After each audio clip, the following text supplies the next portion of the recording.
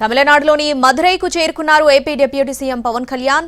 మురుగా భక్తర్గల్ మానాడులో పాల్గొనేందుకు వెళ్లిన ఆయనకు మదురై విమానాశ్రయంలో తమిళనాడు బీజేపీ నేతలు ఘన స్వాగతం పలికారు.